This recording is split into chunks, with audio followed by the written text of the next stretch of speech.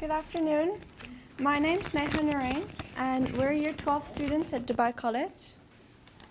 And my name is Shivani Maru, and Neha and I are both in Year 12, and we have been studying economics since Year 10. We'd like you to have a read of the extract that we've just given you. It's an extract from the Harvard Business Review.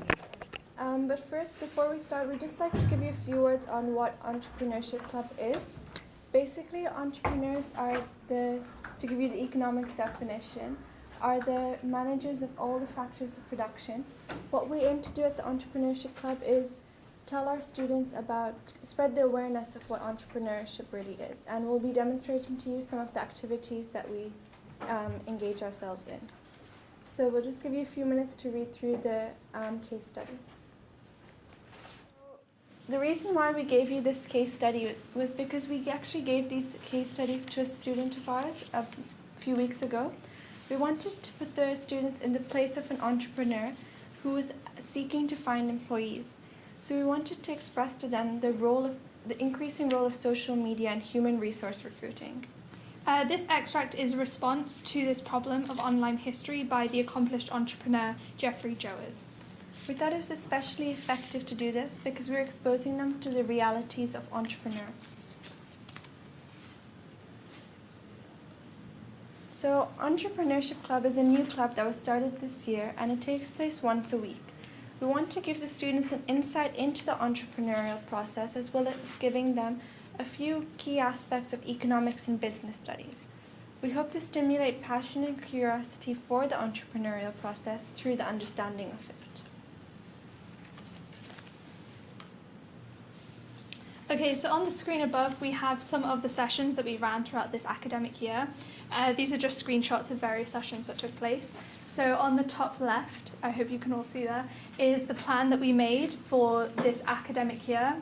And we've highlighted the topic that will be spoken about during the session, as well as other additional details, such as who will be presenting on that day. So we often rotated, so that it allowed us as well to to develop our own presentation skills. On the top right here is a game that we called the elevator pitch, and this slide entails the details of the game, which we ran between 3 to 4 sessions. And the elevator pitch is similar to Dragon's Den. On the bottom left here says what is competition, and this basically highlighted the monopolies and oligopolies of the world and how entrepreneurs are affected by them globally. And on the bottom right here we have globalization, and this is basically the increasing interdependence between entrepreneurs globally and the advantages of this. Going on with that, over here we had a session exposing our students to real-life entrepreneurs. So we spoke to them about Jason Nazar, who's the founder of DocStock, and we highlighted the key qualities that he had that made him such a successful entrepreneur. Over here we spoke about normal and inferior goods. This was really a theoretical session, and we wanted them to distinguish between theory and reality when taking part in entrepreneurship. Over here, we spoke about the price elasticity of demand. This was again going on with a theoretical concept, but we wanted to tell them how they could use economic models such as elasticity to make decisions. And the reason we've showed you all these different sessions that we took place was because we wanted to show you the diversity of the ideas that we expressed to our students in the club. We also wanted to highlight to you about the fact that with the Entrepreneurship Club, it's not just about academics. As you can see here, there's a whole range of ideas that you could use, as Neha just said. But also, we really hope to stretch the students who we teach, as well as put them in the shoes of a real entrepreneur.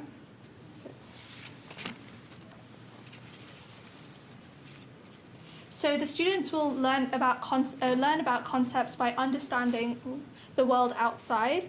Also, we've used a range of fun and unique activities such as logo guessing games, as you'll do in a minute, as well as elevated pitches as you saw before, and planning events. Also, what we'd like to highlight here is the fact that the Entrepreneurship Club is run by students for students, and it's a learning experience for both parties. We have self-created this club without any external guidance, and I think that's what really makes it special, to be honest. So, yeah. In terms of the target students, we had Year 8 and Year 9 students to start off with, and we targeted the lower school of Dubai College, which is Year 7, 8, and 9. After the club got going for a couple of weeks, we included Year 7 students because we thought it'd be beneficial for them too. At Dubai College, the school doesn't offer economics or business studies until Year 10, so we thought it was necessary to expose the students to these skills before they start their formal study of the subject. Guest speakers. So we hope to have some guest speakers when we first initiated the Entrepreneurship Club, and we still plan to do so in the next academic year. But we felt that we wanted the students to first gain some background knowledge before they see speakers, so that then when speakers do come, they are able to really engage and interact with them. So we also wanted to stabilize the number of students we had because at our school we had a lot of timing clashes with sports and drama.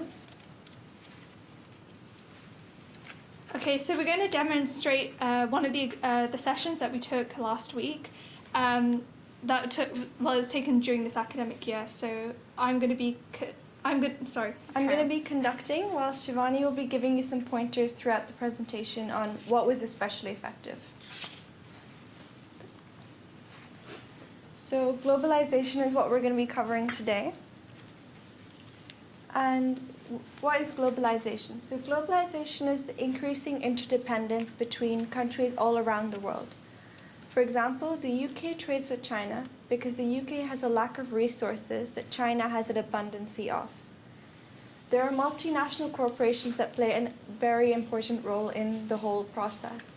These include Apple, McDonald's, Starbucks. Can anyone else think of any multinational corporations? Anyone? Okay. Yeah. Okay, so thanks. So now I'm going to be commenting on what Neha is doing to show you the effectiveness on it. So what's useful about this is looking at economics, looking at globalization from an economic perspective, because economics is the core of entrepreneurial studies.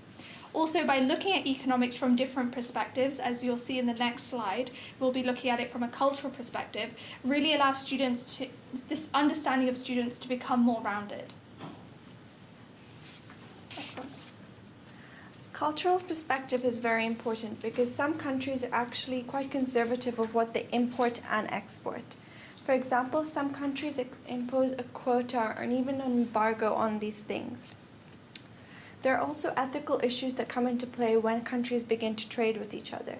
For example, trading, some argue, is an intervention into the intimacy of some cultures. So what's effective about asking questions, as Neha did before, and as you can see on the board, is that it's essential for the concentration and engagement of the students. Also, by listening to other people's views, it both aids us and the students because we're able to listen to a variety of perspectives.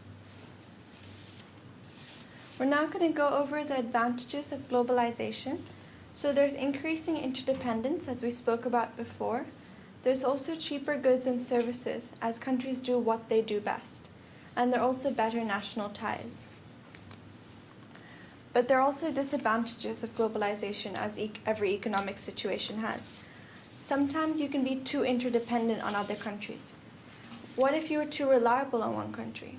What if country A was too reliable on country B, and country B fell into an economic crisis? Surely that would disadvantage country A. Giving advantages and disadvantages of new concepts is useful because it teaches students to become to improve their evaluative and critical thinking skills. Also, the students would have no background knowledge of such concepts, therefore they approach these situations with fresher minds. This is a game that we played with our students recently. It's to show them the real global trading situation. We wanted to highlight the commodity market because we believe that the commodity market plays the basis of most of the trade that takes place in the world.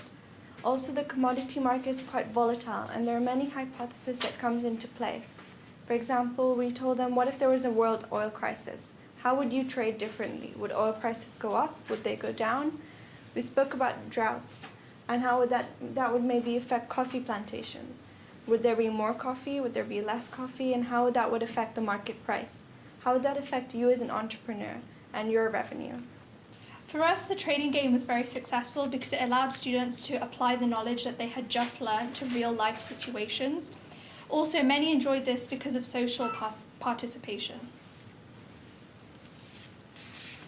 Now, looking back at what we just did throughout that session, we spoke to the students about what they could have done differently.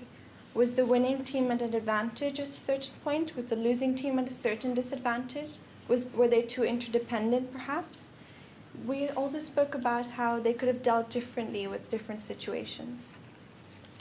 Looking back is effective because it helps, once again, for students to develop their evaluative and critical thinking skills.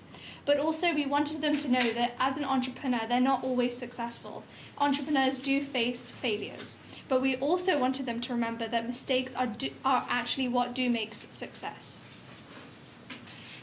We're going to play a quick logo guessing game, so please feel free to shout out your answers. Starbucks. Twitter. Ferrari. Yeah. And It's a crown. Rolex. no, Rolex. Yeah. Rolex. Domino's. Yeah. Last one. It's quite. Android, yeah. Yeah. This one's a card. Babolat. Anyone's heard of that? Babolat. Okay. In terms of the next stages we're taking with the Entrepreneurship Club is that we're thinking of the students coming up with their own ideas to raise money for charity. And the ideas, we're thinking of the different ideas and initiatives they could do right now. Yep. So the students are trying to come up with ideas that they can use for the next academic year in order to generate money for charity, as Neha said. So for example, some of the students have come up with the idea of an egg hunt, so hiding chocolates around the school, dividing students up in teams to go and find them, and charging people to come, but also make it a fun event for the students themselves.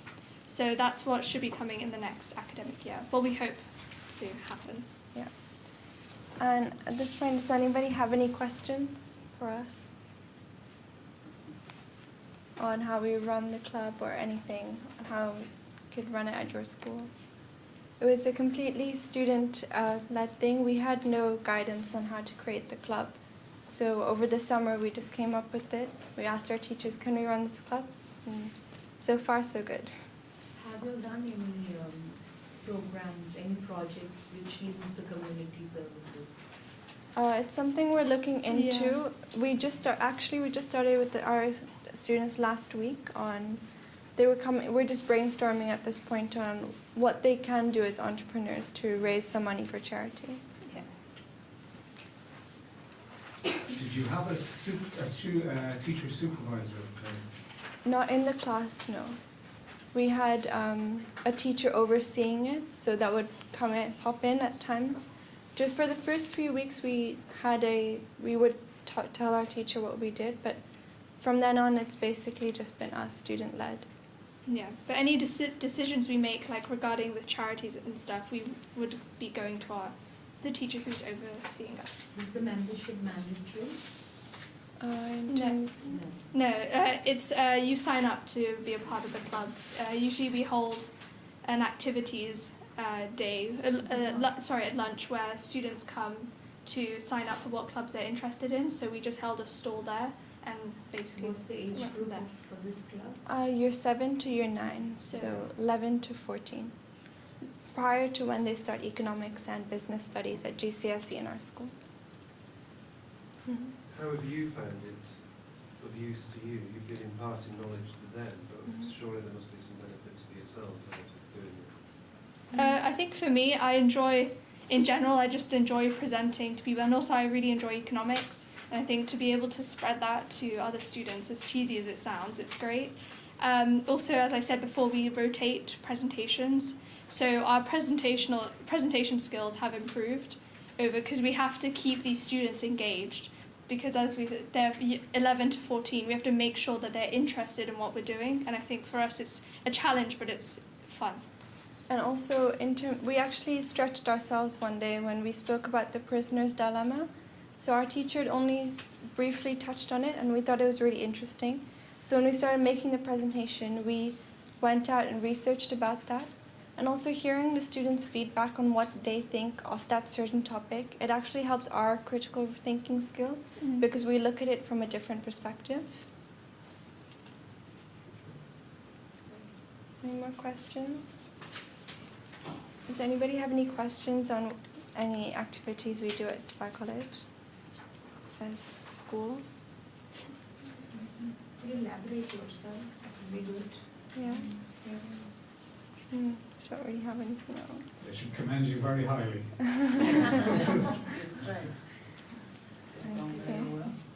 Okay, thank you.